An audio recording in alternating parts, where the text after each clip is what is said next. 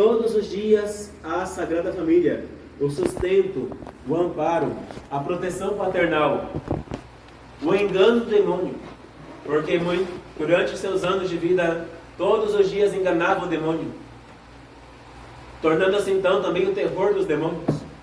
Também deu para Jesus e Maria Santíssima todos os benefícios de graças que um pai de família pode dar-lhes. Em ordem de graça, Jesus Cristo é infinitamente maior do que São José e Maria Santíssima, porque Ele é Deus encarnado. Não podemos comparar Jesus com São José. Não podemos comparar Jesus com sua mãe. Em ordem da graça, nosso Senhor, próprio Deus, não se pode comparar Deus com uma criatura. Em ordem de natureza, Maria Santíssima. Em ordem de graça também, Maria Santíssima é muito maior do que São José. Ela é infinitamente menor do que Jesus Cristo, mas é maior do que São José na questão da graça. E todavia, na questão natural, São José era maior do que os dois, como homem, como pai de família, como santo. Apesar de não ter a graça de ser imaculado desde a sua conceição, e não ter a prerrogativa de ser pai de Deus, porque não precisava, afinal de contas, que graça teria uma virgem conceber deixando de ser virgem? São José, todavia, pela natureza, era maior do que os dois. Nossa Senhora, enquanto mulher, submetia-se a São José. E Jesus Cristo, enquanto criança, submetia-se a seu pai e a sua mãe. Não lhes dava desgostos, não lhes tirava a sua serenidade, não prejudicava a sua vida. Ao contrário, as duas pessoas proeminentes da Sagrada Família, Jesus e Maria, curvavam-se para São José, como o sol e a lua se curvassem sobre a terra. Essa é a comparação que podemos fazer. Os dois maiores astros que temos perante a nossa presença aqui na terra: o sol que ilumina nossos dias, a lua que ilumina nossas noites. É como se estes dois astros gloriosos se curvassem sobre uma estrela somente, se curvassem perante a terra, se curvassem sobre São José. O Evangelho de hoje, portanto, ele nos mostra a grandeza deste santo perante não somente a Sagrada Família, mas perante a Igreja. Todavia, o Evangelho de hoje pode nos trazer uma confusão. O mundo moderno interpreta tudo do jeito que lhe apraz. E é assim também com São José.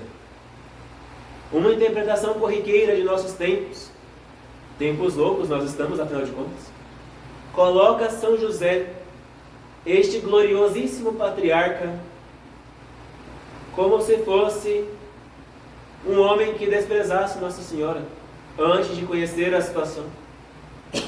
Coloca São José como um homem que quisesse repudiar Nossa Senhora em segredo, mas não por temor, como o anjo mesmo disse, mas por misericórdia. Ela teve um filho com outro, vou ter misericórdia dela, vou sair em segredo de casa, vou fugir e vou deixar ela bonitinha ali. São José jamais imaginou que Nossa Senhora teve filho com outra pessoa.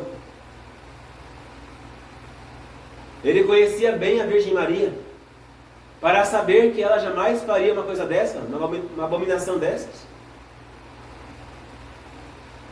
Não somente pelos evangelhos apócrifos, estou até ignorando um pouco, mas pelo testemunho de São João Damasceno, gloriosíssimo doutor da Igreja. Nossa Senhora fez voto de virgindade com 3 anos de idade. Se para um cristão um voto é uma coisa excelentíssima, se para um judeu daqueles antigamente, antes de Cristo, um voto deveria ser cumprido como se fosse a própria lei, perante a Virgem Maria, um voto era inquebrantável. Ela jamais iria romper o voto que fez. de virgindade que ela fez com 3 anos de idade. O sumo sacerdote do templo sabia de seu voto. Seus pais sabiam de seu voto, Joaquim e Ana. A profetisa Ana, que morava no templo, depois de sua viuvez, sabia dos votos de Nossa Senhora. Todos sabiam daquele voto de virgindade daquela criança de 3 anos. E entregaram aquela menina, não para um homem que iria corrompê-la, mas entregaram para o elegido de Deus, um homem que, por escolha divina, tal e qual a vara de Arão floresceu no Antigo Testamento para comprovar que aquela família e aquele clã deveria ser o clã sacerdotal, a vara de São José, de todas as varas dos filhos de Davi, floresceu. E floresceu em lírios de pura brancura e perfume suave. Eis um dos motivos porque a maioria das imagens de São José é representada num bastão de lírios. Porque a vara, uma das varas que floresceu em toda a história do Antigo Testamento foi a dele, em preparação para o Novo Testamento. São José é o sacerdote por excelência, porque teve a honra de carregar a Jesus Cristo em seus braços vários momentos de sua vida. Ele é um levita por excelência, porque teve a honra de portar em sua casa a Arca da Aliança, a Arca da Nova e Eterna Aliança, Maria Santíssima.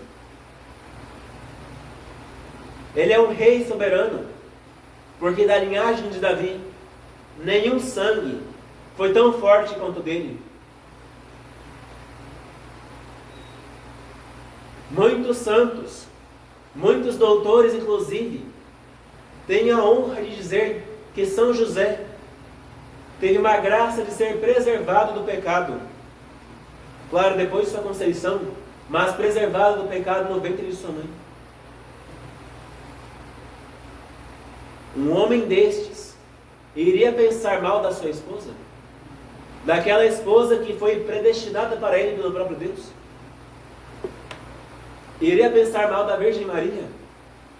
Como vimos o testemunho de São João Damasceno. Iria pensar mal da Virgem Maria, aquele que sabia que ela era predestinada praticamente? Impossível. São José ele foi eleito por Deus como guarda protetor da Sagrada Família. Quando a Virgem Maria apareceu grávida, São José jamais pensou que o filho não era dele. Jamais. Só que se ele saísse de casa sem prestar contas com ninguém, em plena luz do dia, as pessoas iriam pensar mal de Nossa Senhora. Ele temia. Vemos o anjo: não temas, José, receber Maria como tua esposa.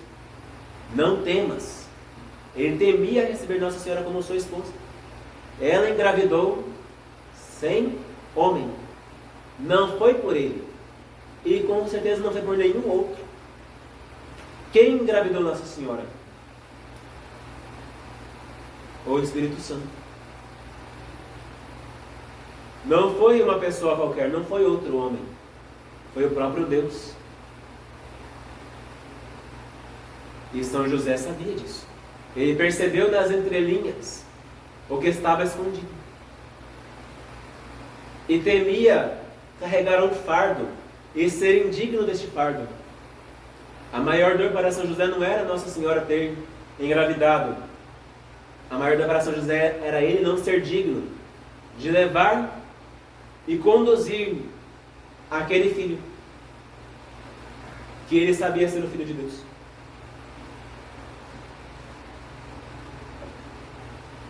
Portanto, é quase unânime entre todos os doutores passados da igreja.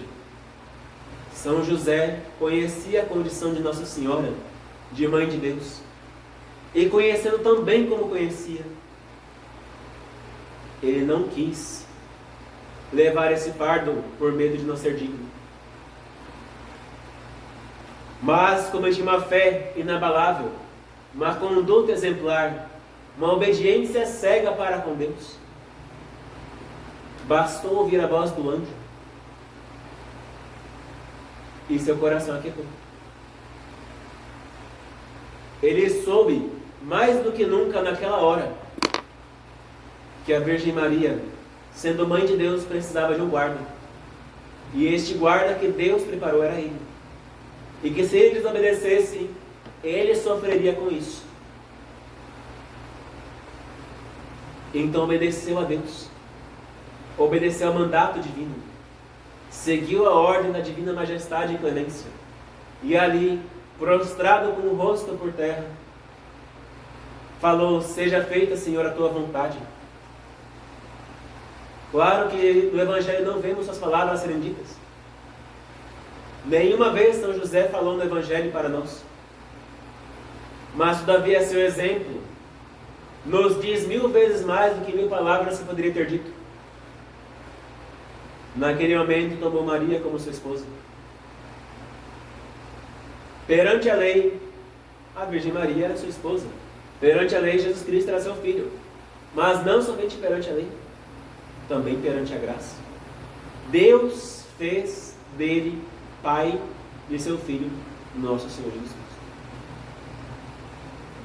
Não foi uma lei civil, não foi uma adoção que a gente vai naquele orfanato, escolhe uma criança e fala: vamos para a minha casa. É uma lei soberaníssima. A lei eterna, a lei de Deus que ele obedeceu. E a ela se subjugou. Portanto, tenhamos grande estima por este gloriosíssimo patrono. Patrono este escolhido por Deus, preservado por Deus da mancha da impureza. Jamais iria casar a sua mãe com uma pessoa impura. Preservado por Deus da mancha da impureza. Preservado por Deus da mácula da avareza. Preservado por Deus da contaminação do orgulho. Preservado por Deus de todos os males e pecados. Porque, como diz o Evangelho, ele era justo. Se ele era justo, ele era justo em todas as coisas. A justiça habitava nele. Portanto, tenhamos grande veneração para este glorioso Pai, patrono, soberano. Tenhamos a veneração daqueles 2 franciscanos que naufragaram no mar Mediterrâneo quando estavam indo em direção à África para pregar aos mouros. 2 franciscanos. A história não nos conta seus nomes com clareza, porque eles mesmos não quiseram divulgá-los. Estavam em missão para a África, no meio dos marroquinos, para pregar-lhes. Mas no meio da trajetória, uma tempestade alastrou-se, e os 2 ficaram à deriva no mar. O barco inteiro, o navio inteiro ficou em pedaços. Sobrou somente o mastro e algumas madeiras flutuando. Quase todos morreram, e ficaram somente aqueles 2 franciscanos. Era um privilégio da graça. Nosso Senhor tinha alguma coisa para eles. Eis que, no pedaço da barca que estavam pendurados, apareceu um homem andando nas águas. Colocou a mão naquele pedaço do navio, naquele destroço, e começou a carregá-lo para a praia. Quando chegaram na praia, os franciscanos caíram de exaustão, devido ao frio e ao cansaço de se manter acordados no mar. E acordaram-se próximo de uma fogueira, onde haviam 3 peixinhos sendo assados na brasa. O homem ainda estava lá. Quando os 2 se levantaram, prostraram-se logo por terra e disseram: quem sois para que possamos agradecer cordialmente?